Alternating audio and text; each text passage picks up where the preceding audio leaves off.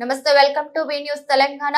కౌలు రైతుల సమస్యలపై ప్రత్యేకంగా హైదరాబాద్ దోమలగూడలో ఇందిరా పార్క్ ధర్నా చౌక్ లో వేదిక ఏర్పాటు చేశారు. ఈ వేదికలో కౌలు రైతులు ఎదుర్కొంటున్న ఇబ్బందులను జ్యూరీ కమిటీ సభ్యులకు విన్నవించారు. జ్యూరీ కమిటీ సభ్యులకు ముందు కౌలు రైతులు తమ నివేదికను అందించారు. ఆత్మహత్య చేసుకున్న కౌలులతో కుటుంబాలు తమ గోడు వెళ్లకున్నారు.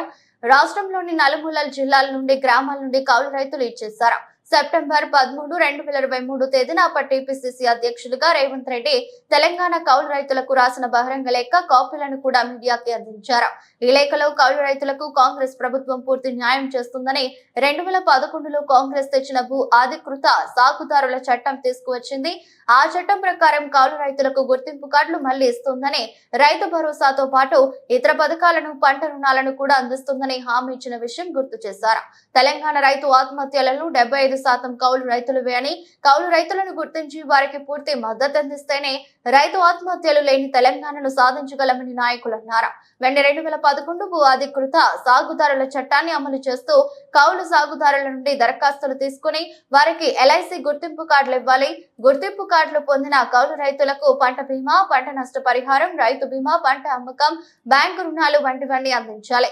రైతు భరోసా అనేది పెట్టుబడి సాయం కాబట్టి కౌలు రైతులు స్వంత పెట్టుబడితో వ్యవసాయం చేస్తున్నాం కాబట్టి రైతు భరోసా సహాయాన్ని కౌలు రైతులకు కూడా అందించాలి.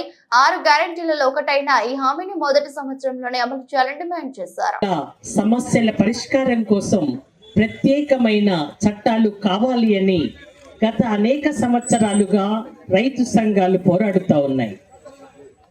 మన రాష్ట్రంలో 2011లో కౌలు రైతుల గుర్తింపు కార్డు ఇవ్వాలి అని, బ్యాంకు లోన్లు ఇవ్వటానికి అర్హత కలిగి ఉండాలి అని, ఆ చట్టం కావాలి అని రైతు సంఘాలు పెద్ద ఎత్తున పోరాడాయి. అందుకే ఆ చట్టాన్ని సాధించుకోగలిగాం.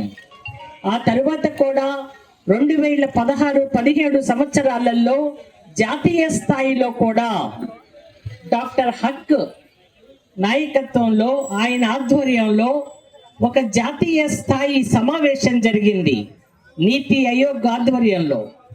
ఆ రోజున కూడా దేశవ్యాపితంగా మన ఉమ్మడి ఆంధ్రప్రదేశ్లో వచ్చినటువంటి 2011 చట్టం దేశవ్యాపితంగా రాగలిగితే బాగుంటుంది అని ఆ సమావేశంలో హాజరైన రైతు సంఘాల నాయకులం, అట్లాగే అనేక రాష్ట్రాల నుంచి వచ్చిన ఐఏఎస్ అధికారులు చాలా ఏకగ్రీవంగా వాళ్ళ అభిప్రాయాలను కేంద్ర ప్రభుత్వం ముందుంచడం జరిగింది.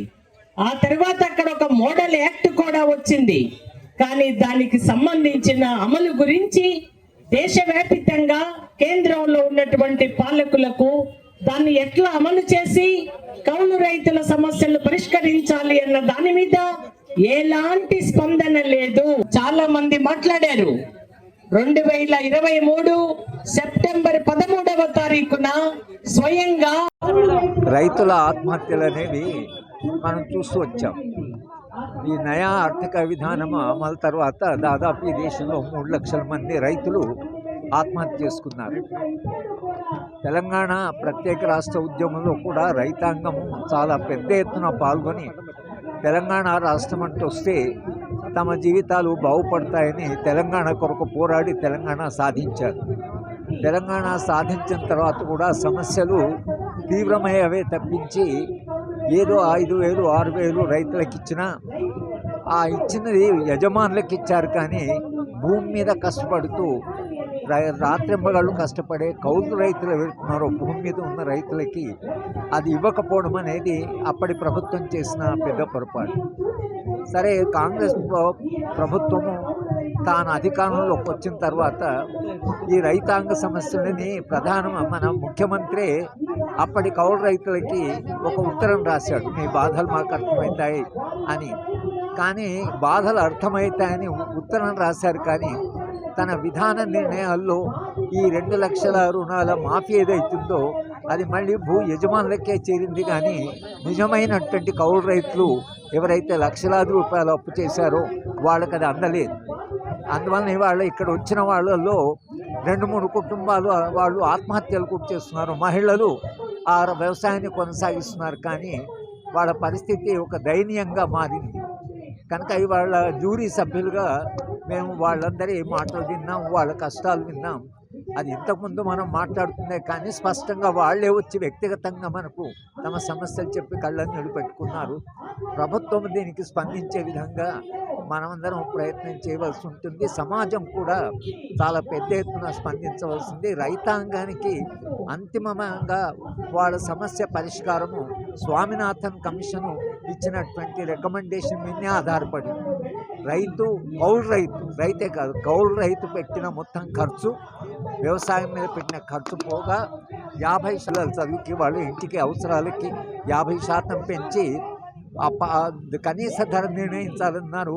ఆ కనీస ధర నిర్ణయించడమే విధానపరంగా రైతాంగ సమస్యలకి అది అంతిమ పరిష్కారంగా మేము భావిస్తున్నాం. ఈ తెలంగాణ ప్రభుత్వం, కాంగ్రెస్ ప్రభుత్వం మీరిచ్చిన వాగ్దానాలు, మీరు ప్రజల్లో కల్పించినటువంటి విశ్వాసాలు, విజయోత్సవాల సందర్భంలో ఒకసారి సమీక్ష చేసుకొని వచ్చే కాలంలోనైనా ఈ సమస్యల పరిష్కారాలు మీరు మూసి ప్రక్షాళన, లేకపోతే హైడ్రా, లేకపోతే మనము ఫార్మా కంపెనీలు, ఇథనాల్ కంపెనీలు, ఇవి కాదు మన ప్రయారిటీ. మన ప్రయారిటీ రైతు గౌరవంగా బ్రతకడం. మహిళా రైతులు అయితే మమ్మల్ని పూర్తిగా అసలు అంటే వాడు ఏమాత్రము